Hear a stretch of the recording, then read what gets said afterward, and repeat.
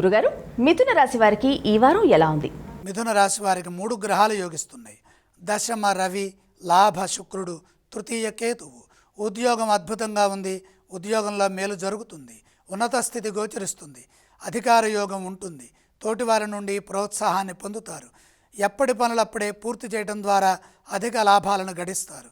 కాలానుగుణంగా నిర్ణయాలు తీసుకుంటూ ఆత్మవిశ్వాసంతో ముందుకు సాగండి. ఇదే విధంగా కృషి చేస్తే వ్యాపారంలో ఎదురయ్యే సమస్యల నుండి త్వరగా బయటపడటమే కాకుండా మంచి ఫలితాలను సాధిస్తారు. పట్టు విడుపులతో ముందుకు సాగాలి. వివాదాలకు అవకాశం కల్పించకండి.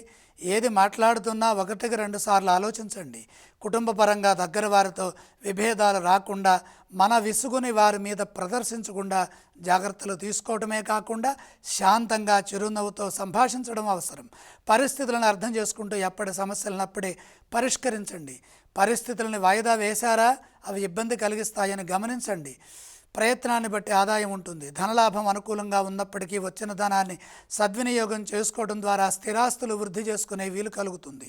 ఒత్తిడికి గురి చేసేవారు ఉంటారు కాబట్టి ఒత్తిడికి గురి కాకుండా చంచల నిర్ణయాలు లేకుండా ముందుకు సాగండి. గృహంలో శుభాలు జరుగుతాయి. ప్రశాంతత పెరుగుతుంది. మిథున రాశి వారు ఎటువంటి స్తోత్రాలను పఠిస్తే వారికి మంచి ఫలితాలు కలుగుతాయి? మిథున రాశి వారు శ్రీ సుబ్రహ్మణ్యేశ్వర స్వామి వారిని స్మరించడం ఉత్తమం. మిథున రాశి వారు ఏ ఆలయాన్ని సందర్శించాలి? మిథున రాశి వారు సుబ్రహ్మణ్యేశ్వర స్వామి వారి దర్శనం చేస్తే మేలు జరుగుతుంది. వారు ఎటువంటి దానాలు చేయాలి గురుగారు? ముఖ్యంగా అష్టమ చంద్ర యోగం ఉన్నది. ప్రధానంగా బియ్యం దానం చేయండి.